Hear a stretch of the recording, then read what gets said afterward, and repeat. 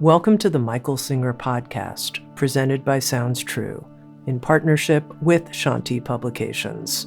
For more information about Michael Singer's work, access to all prior episodes, and information about upcoming releases, we invite you to join us at michaelsingerpodcast.com.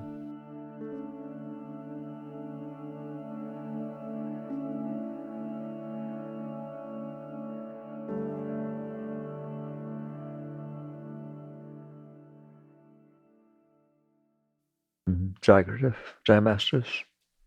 We use words sometimes in our language to have very, very different meanings, but they have the same core. For example, there's a word I know something about called stress. If you do mechanical engineering and you're working with I-beams and structural members, there's also a word called stress. Well, what is stress in that world? Stress is that if two forces are in opposition to each other, they put stress on each other. One force is pushing down, the other force is pushing up or trying to hold, and they can measure the amount of stress that's created. Obviously, I don't want to talk about mechanical engineering or building. I used to be a builder, but I'm interested in how you use stress. People feel stress. People feel stress. What is that internal stress? It is exactly the same as external stress. Two opposing forces are pushing against each other, and it will create stress, period. It can create stress in the body because stress is inherited by the forces pushing down. It's not just what it's pushing against that feels it. Everything below it, it feels a tendency to push down, the air to compress. It passes through. So if you feel stress and your body tightens up, it's due to this pressure, this opposing two forces. So people talk about, I don't want to feel stress, I feel stress, what do I do? They should talk about what are the opposing forces? What are the forces that are pushing against each other to create this stress? Well, now you're getting into yoga, now you're getting into deeper things. What are the forces? Well, there's only so many forces in the universe. One is there's outside events that take place. Nothing you can do about that. They do, they take place. And they come in. What comes in? The event comes in? The person comes in? The animal comes in? The car comes in? No, they do not come in. They stay out there. But their effect, their vibration, gets picked up by your senses, and it passes into your inner world. Well, your inner world is made of energy. There's nothing in there. It's just energy. I'm not talking about your organs. I'm talking about your psychological inner world. It comes in, and you experience it. Well, believe it or not, that is not stressful because there's no opposing force. There's all kinds of things that you experience in your life. I always use the example of white lines in the road. Sometimes they're yellow. Does that stress you out? Sometimes they're dashed or dotted. That must get to you. Sometimes they're double. Oh my God, I'm going to freak. You don't. They came in the same as anything else, but they passed through. Why? Because there was no opposing force. There was no opposing force. Well, what's the opposing force? You. You who experiences what came in, the consciousness, the seat of being, of awareness. Somehow, and we can talk about it, it's very deep, resists what came in. That's the opposing force. Life is the force of creation. It comes in. It's everywhere. Every planet, every moon, every single galaxy, and every dot on Earth, there is something going on. It's just not coming into you. Coming into her, coming into him. But you only stress out what's coming into you, including if you care about him, that is an opposing force inside of you that when the event happens, you oppose that. So I don't think it's just about you literally. It's about you psychologically, mentally, emotionally. You have this experience and you resist it. It's about resistance. That's what happens with the I-beams. They have this strength, but a force, the building force, whatever, or the force of the weight of the building, it pushes and it resists. It doesn't want to go down, so it resists. And sometimes it bends anyways. Those are the opposing forces. There are opposing forces. I've now described what the opposing forces are inside. They are the energy of the universe, the world in front of you, coming in to your inner being. You have an inner being. I'm not talking about your organs, like I said. You're in there. Hello. It comes in, and you in there experience what comes in. If you let it go through, there is no stress. No stress. No matter what happens. I'm not telling you are that way. I'm not even saying maybe we can be that way. I'm just telling you, if there is no opposing force, there is no stress. Okay? But there is opposing force. What is opposing force? I'm going to talk about two of them, two of the cause of opposing force.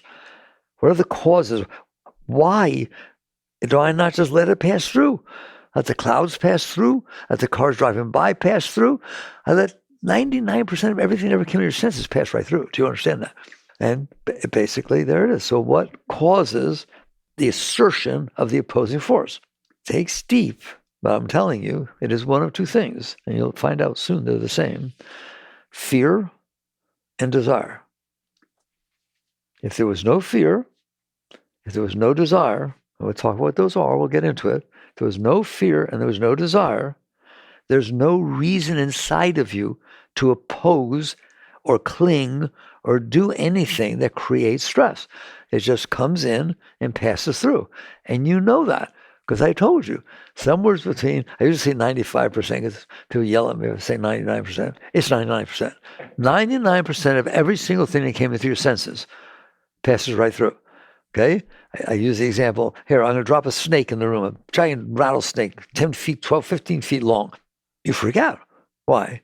You oppose it. You have fear. Okay? What about everything else going on in the room at the same time? The pictures, the wood, the knots, and the thing. Whoa, wait a minute. You're stressing out over those? No. Only that which you're afraid of, so you oppose it, that's your opposing force, or you're desirous of, and those are deep, deep words, but we'll talk about them, that you're desirous of, so you do what Buddhists call clinging. You either resist, and that causes stress, or you cling, and that causes stress. Because that's an opposing force. Well, why is it an opposing force if I like it? Because you tried to hold on to it. And that's what creates the stress. Something happened that you really liked, you want it to happen again. You get uptight if it's not happening again. You've held on to something. The key is it didn't make it through. If it makes it through, there's no stress. But there has to be an opposing force that's making it not pass through. You're either letting it not pass through because you're afraid of it. You push it away. I don't like it. You do it every minute, but close, of your life. You're in there manipulating what came in to make it fit, to make it so you're not afraid of it, etc. You're in there.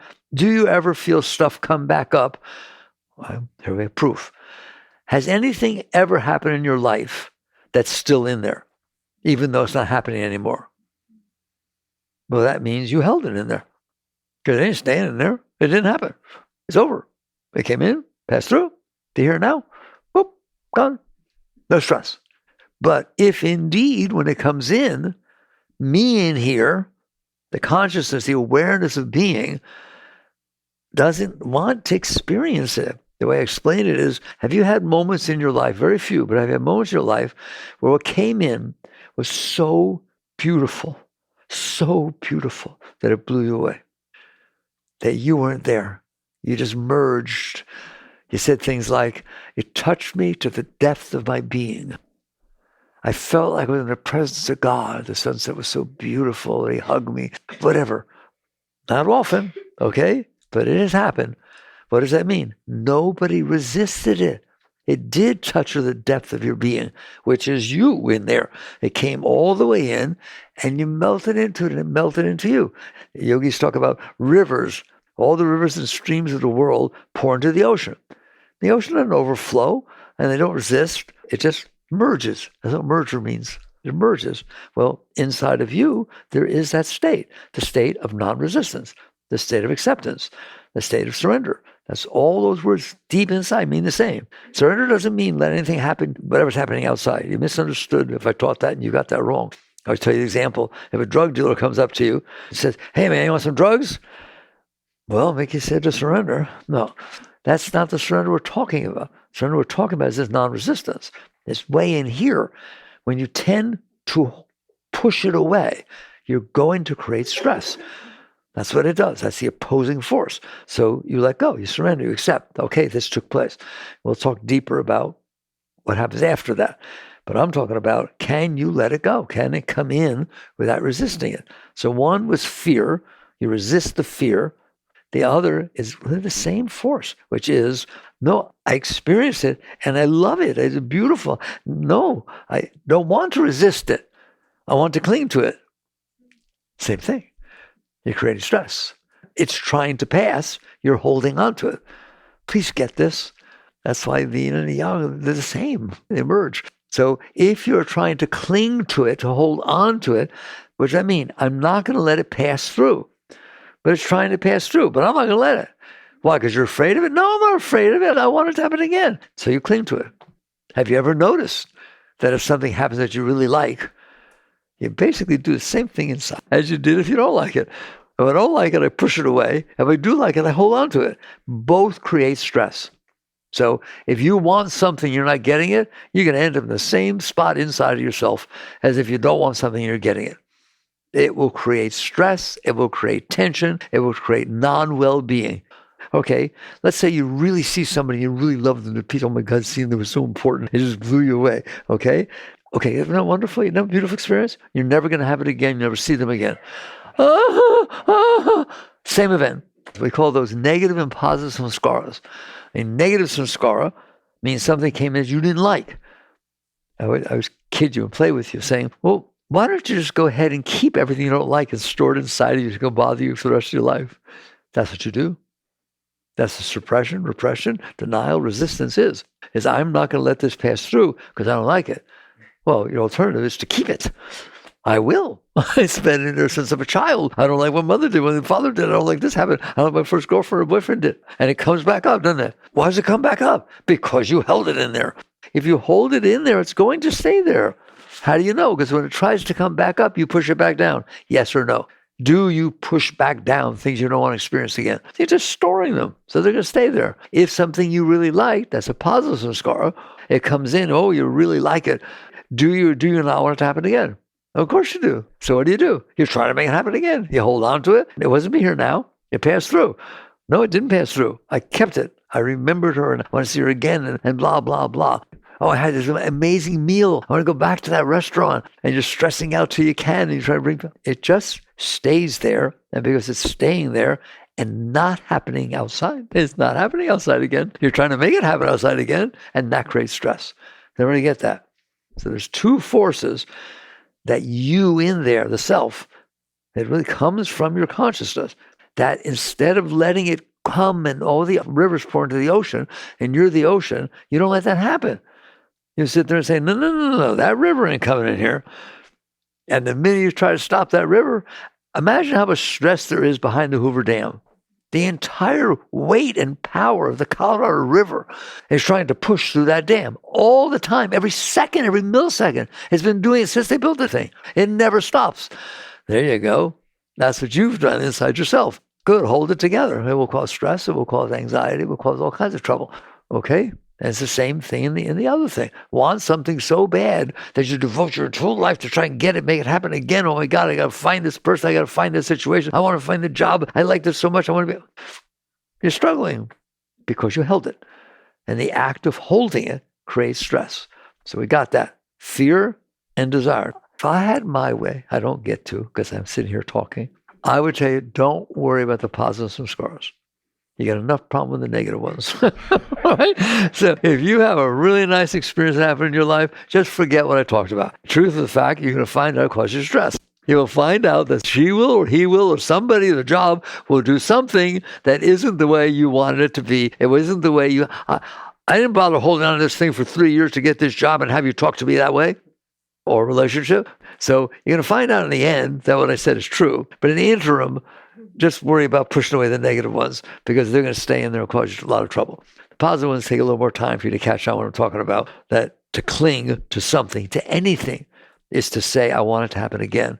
It can't happen again. The universe is not snapshot. It's a motion picture. There's not a single atom that stays in the same place ever in the next moment. And not a single thought pattern that any person has or emotion pattern is the same as the one they had before. And so you do things like, God, I just love you so much. I'm just melting in love for you. And somebody doesn't say anything. Well, that's not okay. You're supposed to say something. Oh, okay. Or somebody says, yeah, I love you too. Whoa. So when I say it has to happen again, I mean the same tone, the same thing, the same everything. Otherwise, it's not going to re-stimulate what you thought it was supposed to. Do you understand that? Okay. So there's fears, there's desires. Okay. So basically, these things come in, the world comes in, that's reality, and it has this effect on you when it comes in. And unfortunately, you tend to judge. You don't say it's all the same. If it's raining out, you don't say, well, it's raining or it's sunny. You don't do that.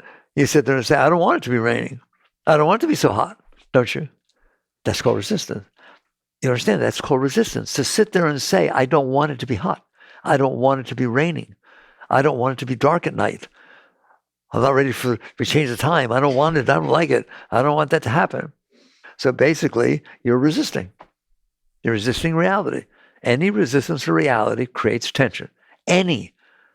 I use the example of the driver in front of you. I won't do a long example. Have you ever talked to the driver in front of you? I don't mean get out and talk to him. I mean in your head. Have you ever sat there and said, nice blinker, buddy. Why do you keep stepping on your brakes? Hey, speed limit, 40 miles an hour. You're going 30. Come on.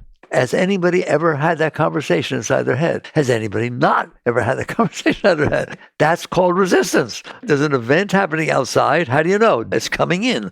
If it wasn't happening, I wouldn't be talking about it. That is a reality event in the universe that exists. How do you know? Because you experienced it. That's how you know it exists. It comes in, and you in there have these preferences, these hopes and dreams and desires and fears. And when it comes in, you judge based on that. I don't like what's happening. I don't like this. I don't like the rain. I don't want to rain on my birthday. I like that one. It has nothing to do with your birthday. But you get upset. Why does it always have to rain on my birthday?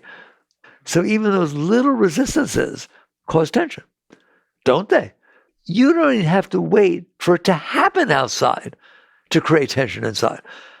You're going out hiking tomorrow with a friend of yours. You're really looking forward to it. And you walk out there just as sunset, and it's black clouds. You have tension.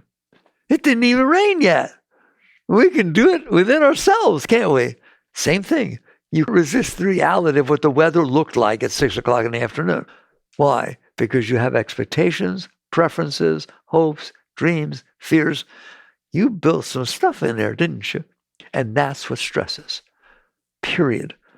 There is no stress unless you are resisting or clinging. So then the question becomes, one, why am I resisting and clinging? Well, first, go really deep is, who's in there resisting and clinging, right? And the second becomes, on what basis do I resist or cling? How do I decide? Maybe I want it to rain tomorrow. I don't want to go on that date. I didn't like him at all. I hope it rains and I have to go out camping. I don't like camping. I said I did, but I don't. And now all of a sudden, when it's cloudy out there, oh boy. Okay, so first, who's resisting or clinging? Who's the will that's doing that? And second, on what basis did you decide to resist or cling? And how do you go about resisting, making sure it doesn't happen, or clinging, making sure it does happen?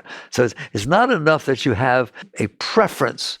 You have to have a strategy of how to make it happen. So you wouldn't sit there and think, oh my God, I don't want to go on that date. You're thinking like that. You're resisting even the thought of what the experience could be. And your mind doesn't stop there. It says, well, I could call and say I'm sick. Well, no, that's stupid. That's lame. They always do that, right? Well, I could pray for rain. I could attract. I'll use the law of attraction. Oh, rain. Oh, my God, rain. You come up with a tactic. Your mind starts thinking, and then that creates stress again because you already have a way you want it to be. And now you're out here stressing out here, not just in there. Is anybody listening? This is not a fun way to live.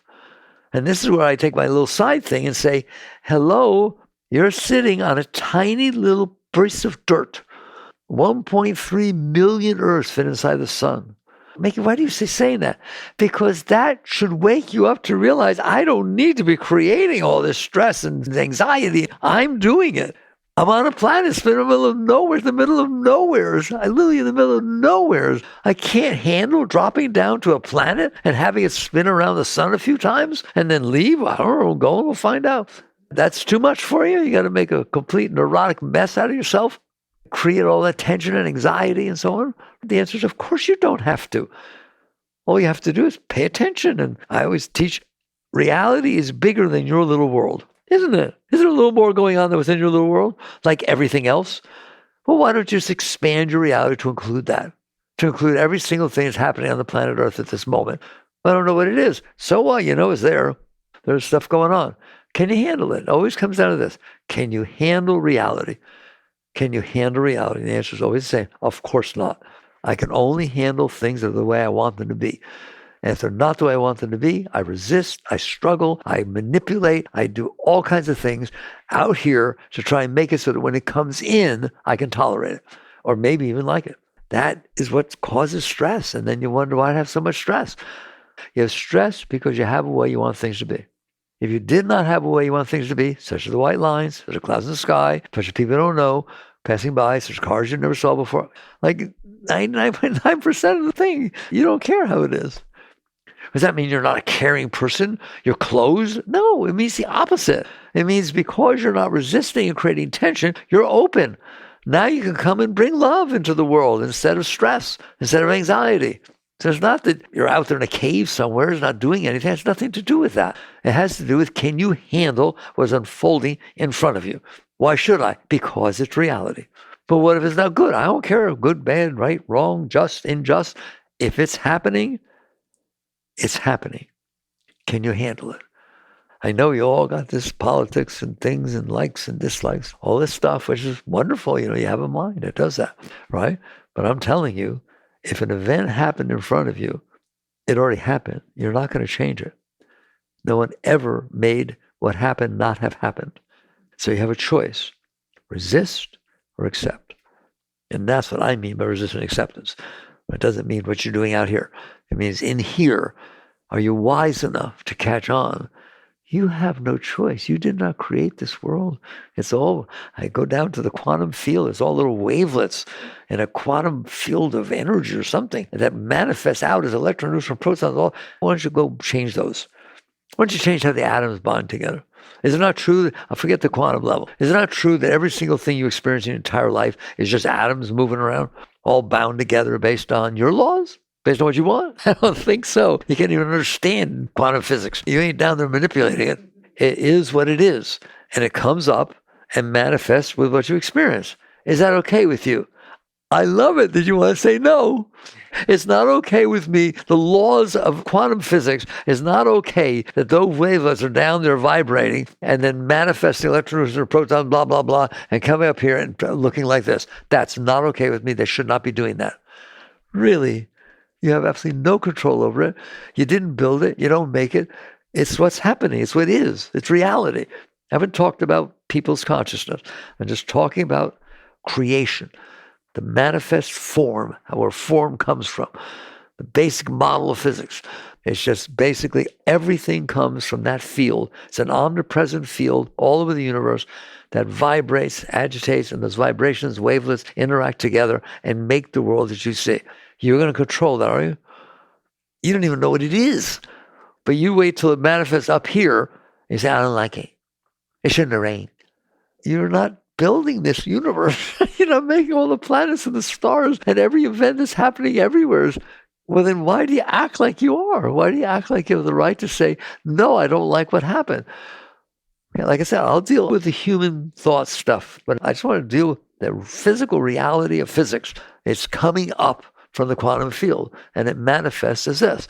Nothing that you are experiencing did not come from vibrations in that field. Every moment you're experiencing it, and that's a long way up. It coming all the way up from these wavelets. It's like, okay, I'm standing at a lake. The lake is totally still. I mean, completely still. It's so beautiful. It's a total still lake. Now, you listen to me. In that lake, I'm going to drop a leaf. When that leaf hits that still lake, what's going to happen? Ripples. It'll start doing these ripples, okay? What if those ripples before your very eyes turned into all the atoms, 103, whatever it is, types of atoms bound together, and then into molecules, and then all of a sudden you saw buildings and people and things coming out of those ripples? Will that blow you away? That's what's happening. That is what quantum physicists are telling you is going on every single moment. You are not in charge. How could you be in charge of that? All right. So that's what's going on. And what manifests in front of you, I said, I'm going to deal with people expressing resistance and consciousness. That's a different force. That's an inner force. I'm talking about the force that created all of creation. And it's not past tense. It is creating it right now at this moment. If you wake up in the morning, is your bed still there? Is your dresser still there? Is the ceiling still there? Only because those ripples down there keep manifesting in a way that stuff is sustained. It's not really there. It is there because this is creating it. The ripples in the lake put themselves together to create what you're looking at. It's not like it freezes it. Okay, it made it. It didn't make it. It has to make it every single nanosecond. It has to keep vibrating in a way that when the quarks, leptons, and bosons interact and put themselves together, they make electron, neutron, and protons, which make all the atoms, which make the molecules.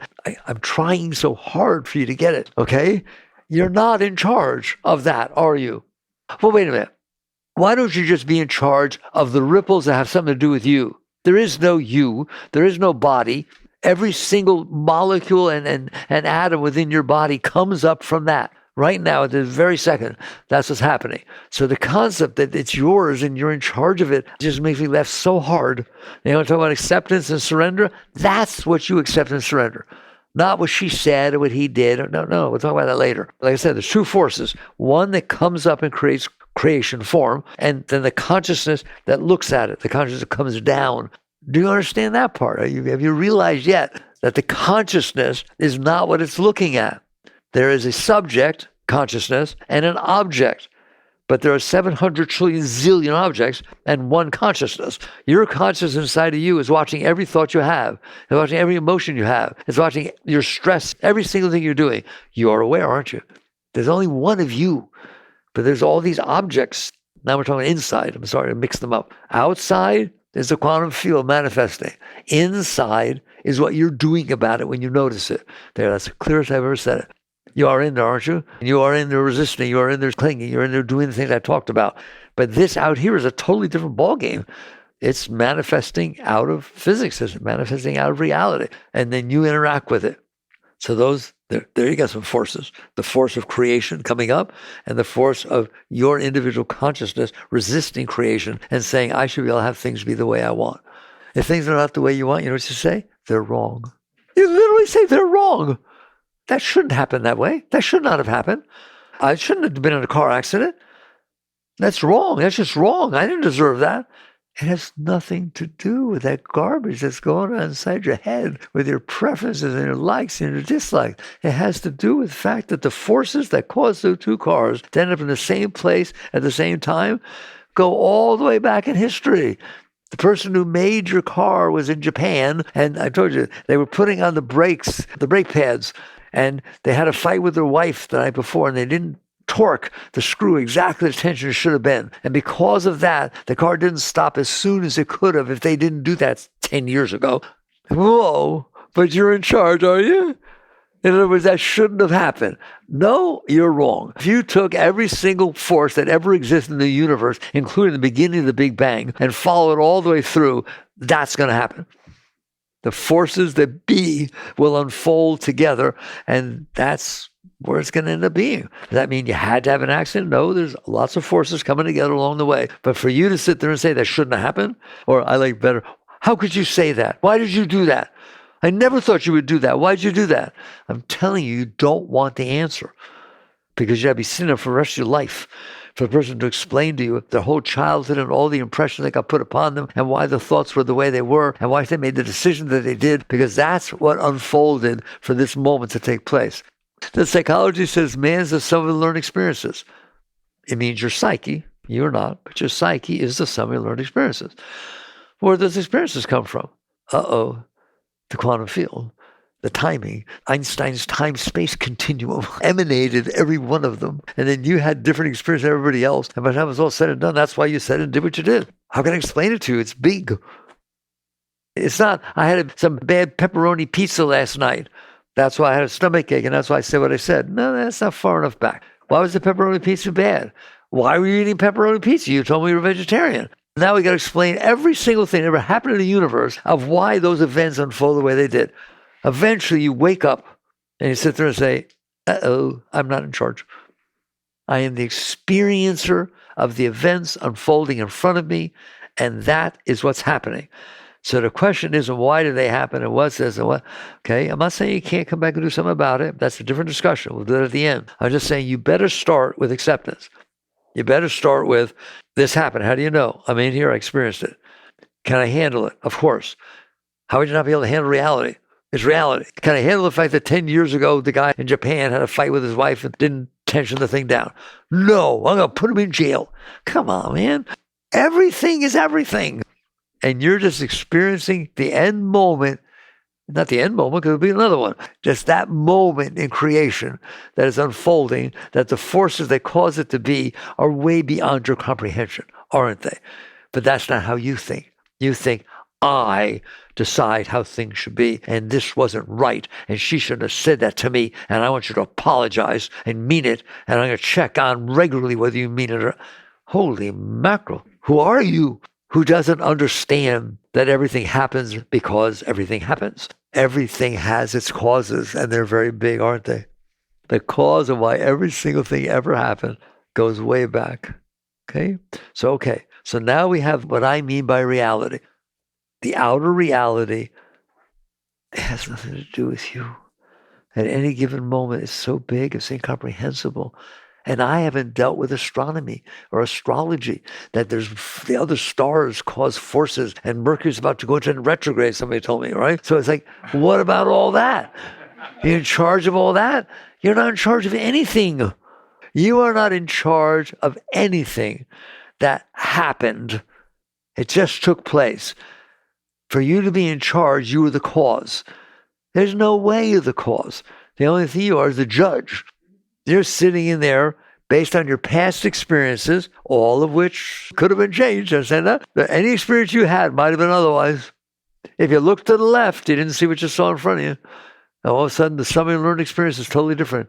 God, I hope you get this. I'm trying so hard to liberate you. And ye shall know the truth, and the truth shall set you free. This is the truth, isn't it? Everything is the result of everything.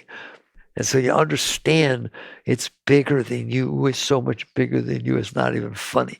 But because you're willing to say, I'm right, your I'm right is the sum of your learned experiences put together into some frame of reference that's tiny. And you're sitting in there saying, I know I'm right because I experienced it.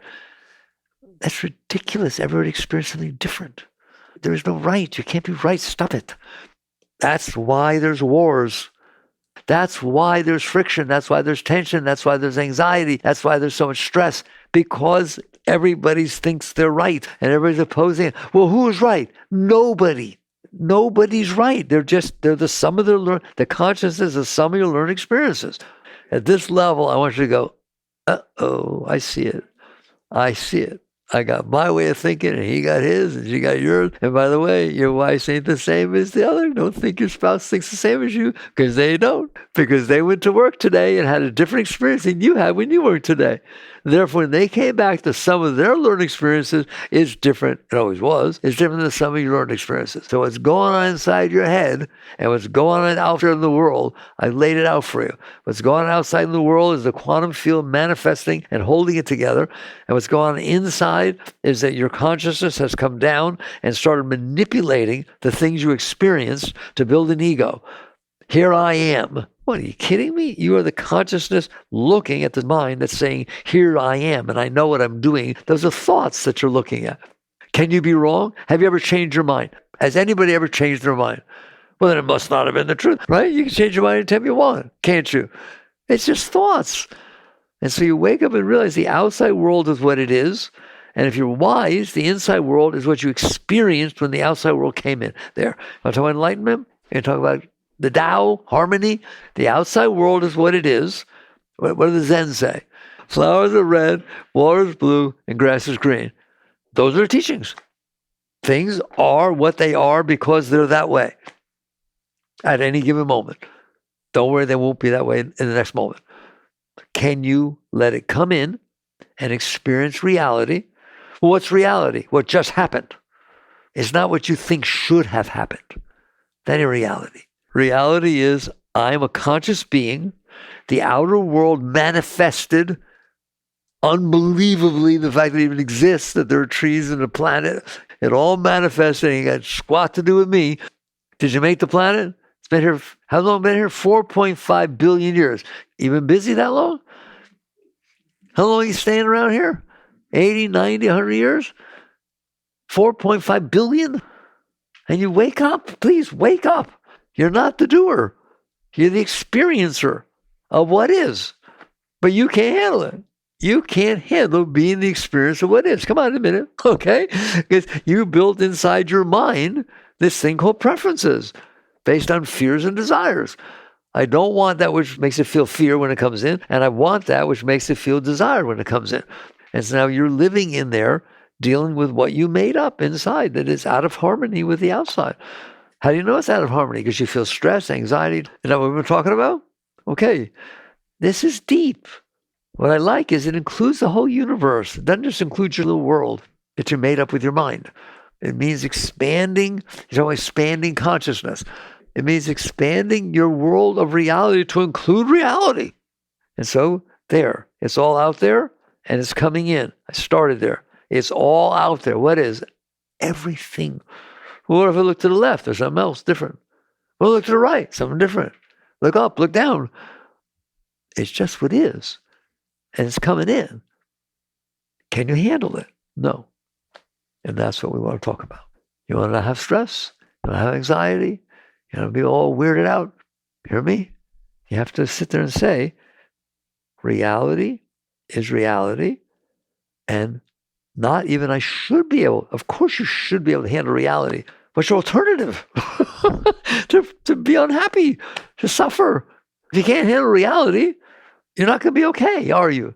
Oh, no, you're wrong. I'm a powerful person with all the billions of dollars in the world and all kinds of power. So if I can't handle reality, I'm going to change it. I'm going to go out there and make it be the way I want it to be. Well, that won't cause any stress for anybody or any tension or anything like that, right? Well, what was his name? Oh, yeah, Adolf Hitler. He had a way he wanted reality to be, didn't he? I'm a nice Jewish yogi and I could talk about it. He had a way he wanted reality to be. That worked out pretty good, didn't it? Holy mackerel. Just go ahead and give power, tremendous power, to come out here. And instead of learning to honor and respect reality, there are Jewish people, there are Black people, there are gypsies. Hitler wasn't just the Jews, it was almost all the Jews. He was against Catholics, it was against lots of stuff, okay? But basically, come on, Adolf, let go. Just let go. It's okay. There can be Jews.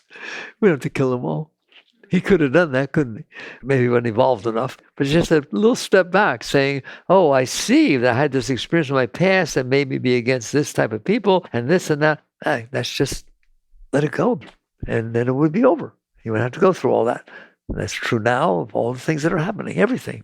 Same. It's always the same. It has to be the same. There's a reality out there. And part of the reality is that people decided they can't handle it. They suffer. They don't understand. The people that need the most power suffer more than anybody else. They don't sleep well at night because they have to control everything. They have to manipulate the world to match what they want. And that causes a lot of disturbance, doesn't it? People ask, what is evil?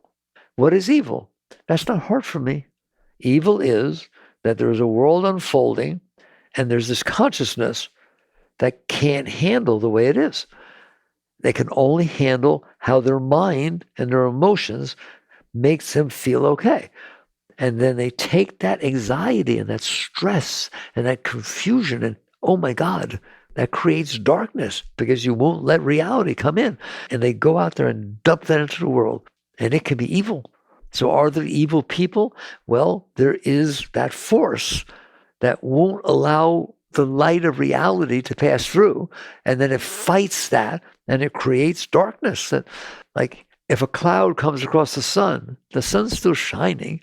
The cloud is your preferences, your hopes, your dreams, your concepts, your views, your opinions, your likes, your dislikes, your fears. You, with this you in there, this ego, not the consciousness. The consciousness is pure. The consciousness is just innocently looking at what's going on, but it can't handle it. And so it resists it. And your whole ego, all your psyche, what they call your psyche, your emotions and thought patterns are built out of what you resisted.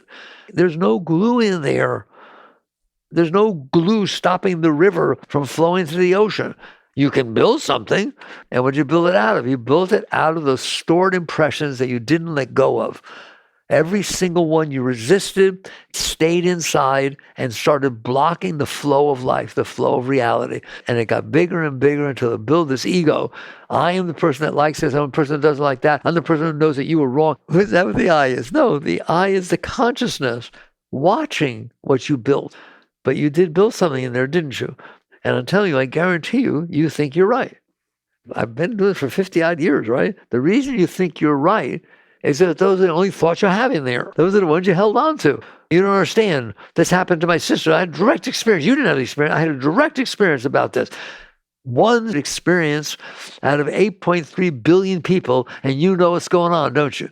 It feels like it, doesn't it? Wait, I like this one most. No, you don't understand. It's not just in my mind. I feel this in my heart. I'll bet you do. Because you stored that stuff in there and it affected your mind and your heart. And so now when you talk about that subject, you're adamant about this because you know what you're talking about. Is anybody willing to open up enough to hear what I'm saying? You do not know what you're talking about. You're just talking about you. You're talking about what you collected over the course of your life, which is just a bunch of experiences that you couldn't handle, so you held on to a bunch of. You don't hold on to everything, but you held on to some of it, and you built an ego. You built an I, a self-concept. Out of what? When we started, I said I would explain why you have preferences. I don't know you, but I know why you have all the preferences you have, both for and against. Because events happen in your life, and if you didn't like them, you pushed them away. If you did like them, you clung to them. But all the events were different. So how do I judge you? That's what the Bible means. Judge not, you shall not judge. Right? Why is judging so bad? Because reality is reality. Okay, here. I happen to really like Impressionist paintings, okay? So let's go to a Monet or a Beethoven piece, okay?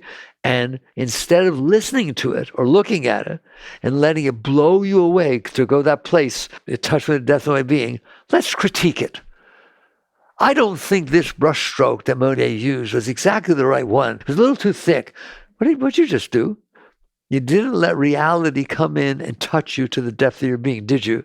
You let your mind get involved, and you think you know how Monet's brushstroke should have been. You think you're right. I'm right. I'll prove you. Renoir's was this way.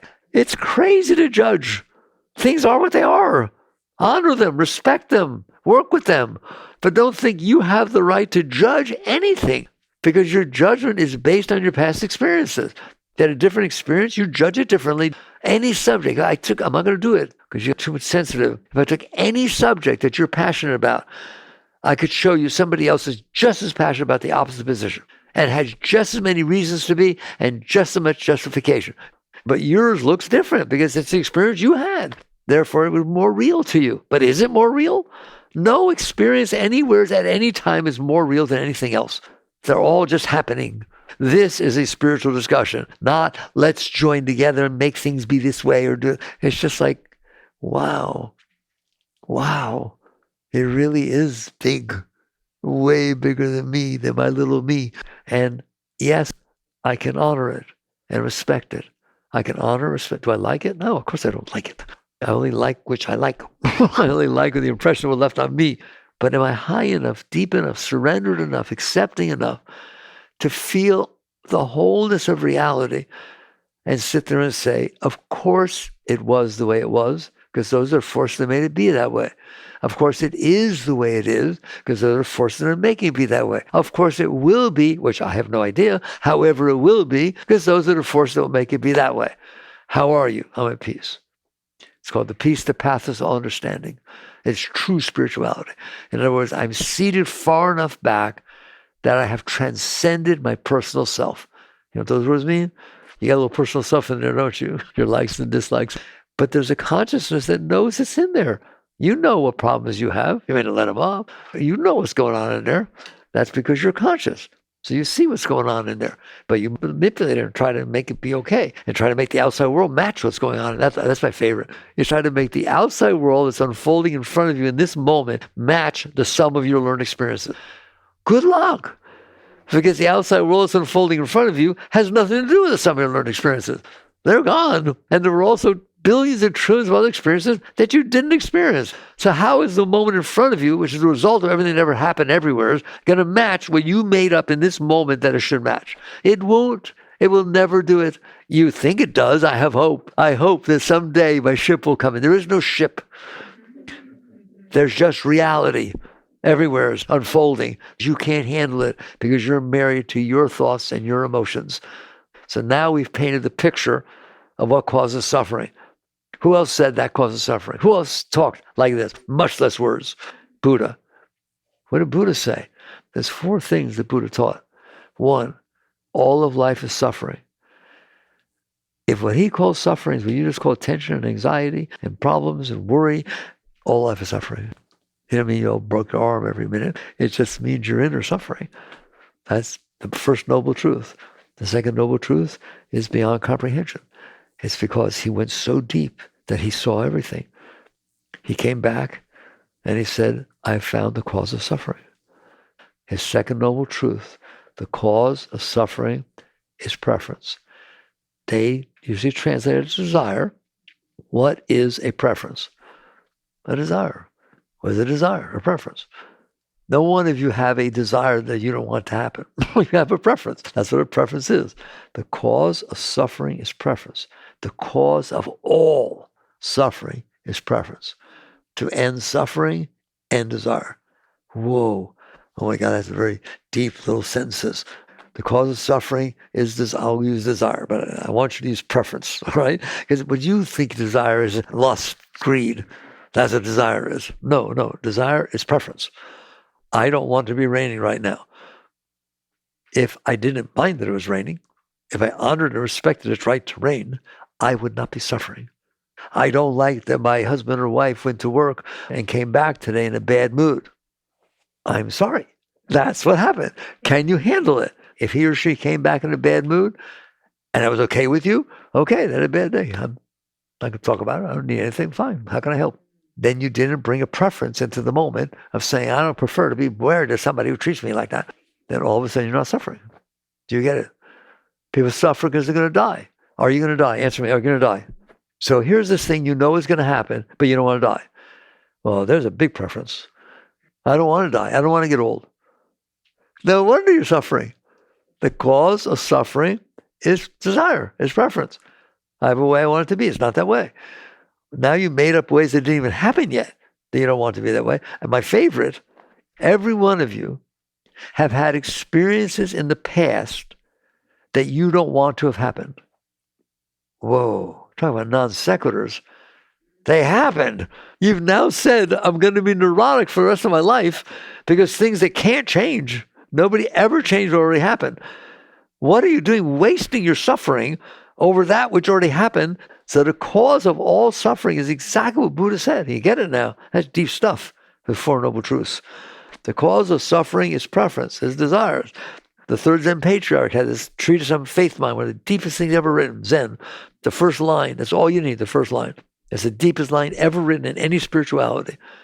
The great way is not difficult for those who have no preferences. The great way being enlightenment, being union with the universe. The great way is not difficult for those who have no preferences. Now, do you see why? Because you're clean in there. You didn't do that. The events that happen, and you handled them. I promise you, at some point, once we've dealt with them and we're at peace with them, now do you deal with them? Yes, of course you deal with them. Life is an interactive sport.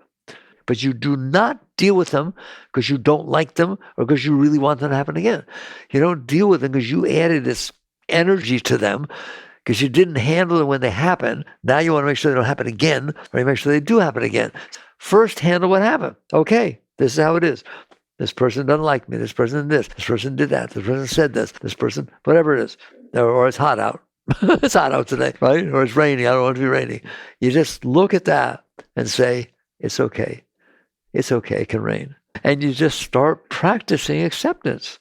Doesn't mean you don't deal with it. It's raining. Hold up an umbrella. No, Mickey said surrender. No, that is not what surrender means. Surrender means let go of your resistance to the rain So you're at peace with it. And then, for God's sakes, deal with it. Nobody's telling you don't deal with it. You just don't deal with it out of resistance. You don't deal with it out of desire. You don't deal with it out of the fact that you can't handle it. See the difference? I can handle it. Okay, good, then handle it.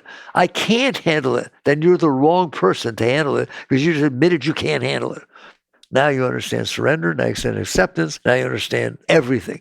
Oh, the Buddhist teaching, the Tao teachings, Lao Tzu taught the same thing. There's a world unfolding. Come in harmony with it. What does that mean? Stop being out of harmony with it. Stop resisting. Stop struggling. Stop clinging. Stop doing this junk you do in there and start practicing acceptance.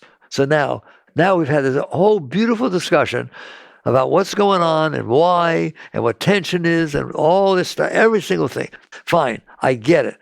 What's the technique that I use to work with it? You're right, I resist. You're right, I suppress. You're right, I cling. You're right, and it has caused every problem I ever had in my whole life. What do I do about it? If I had 1 minute left, I could give you all the technique you ever need. And how many techniques do they give you? 700 billion zillion. Here's the technique. You're in there? Check. You sure? Yeah, I'm in here. Do you notice that things come in and their vibes are different? Some feel good and some feel bad, and some I want to resist and some I want to cling to. Anybody notice? When the energy comes in, just be conscious enough to realize the first act, no matter what is coming in, is to let go, is to relax. Relaxation is the opposite of resistance. If you're coming at me and I'm in tough martial arts boxing, you come at me, I'm going to fight back, right? If I'm into judo, as you come at me, I let go. You fall over me. Now, how big you are, a 300-pound sumo wrestler, if I don't resist, you fall over me. Inside, no matter what came in, don't even bother analyzing it. Get to the point where you realize it doesn't matter what came in. I'm going to let go. Not should I or shouldn't I. If there's a tendency to resist, my first action is going to be to relax. What do you mean relax? Not resist. You can't push it away when you're not resisting. It will pass through, right? But that's not easy, is it? And then you start to say, okay, that's what I want to do. I want to learn to let go. And I told you, letting go doesn't mean you don't come back and deal with it. As you deal with it, you come back not because I can't handle it. You come back because I can handle it. And I want to see how I can help. Not me. Help. The situation needs some help. You're not doing anything about you. You're just honoring and respecting the situation. But you can't do that now. You do still cling and you still do resist. So what do? You practice not doing that. On the suppressions that I've held for all these years, no, you are not going to be able to let go of those like that. You practice on the rain. You practice on the driver in front of you. It's like you practice the piano. You don't play Tchaikovsky or Beethoven immediately. You do the scales. Any sport that you do, you're not good at it to start with. You practice. You practice letting go. You practice letting go. And living untethered, it goes into great detail about this, of every little energy and how to work with it and so on. And what it all boils down to is, do you want to let go? You haven't even heard the benefit of letting go. What you heard is, oh, I don't have to suffer. Well, that's wonderful. So I don't have to be negative, right? When you let the energy pass through, it goes up. It goes up because you're not pushing it down. And those blockages don't get built. And all of a sudden, at some point, the energy starts making it through the dam by itself. Why? Because the Colorado River doesn't want to be stopped by that dam. And you've let go of the dam. And it starts coming up. And that's when the Shakti, I call it, changes direction. It's not that your energy is going down, you struggle and fight. All of a sudden, there's this energy inside. It's just going up, feeding you all the time. You just feel ecstasy, joy, love all the time. You don't have to do anything. It has nothing to do with the outside. It's because you stop blocking Shakti. You stop blocking the flow of spirit. And it will come in and it will do that. And you will have that experience. But then something will happen to hit your stuff and you'll tend to close. Well, learn to let go. Just keep learning to let go. First with the small stuff. I call it low-hanging fruit. Then with some bigger stuff and so on. And eventually you'll get to a point where I wouldn't resist. If I had a choice in here, I wouldn't resist anything ever again. But then I'll come back and deal with it. But I would not resist anything ever again. No matter what anybody says, no matter what anybody does, no matter what happens. And all of a sudden these big things happen and they just pass right through. Then they come back and deal with them. You say, boy, that's a lot nicer. And it helps everybody else too. And so that is the path. Path of non-resistance, the path of surrender. How do you do it? By non-resisting. What is the path of non-resistance? Don't resist.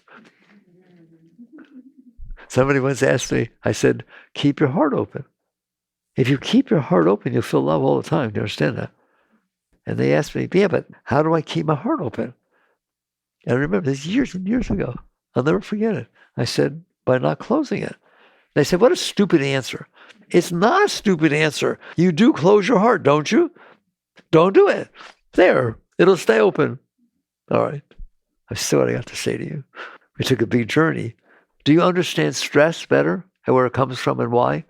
You understand the solution to stress is not get a better job or get a thing or get divorced and find somebody. It's letting go inside of where you're resisting. If you're not resisting, there is no stress. You don't need vacations. You will literally enjoy every moment of your life the same as any other moment. If you don't resist, if you learn to clean out inside. All right, Jagrative.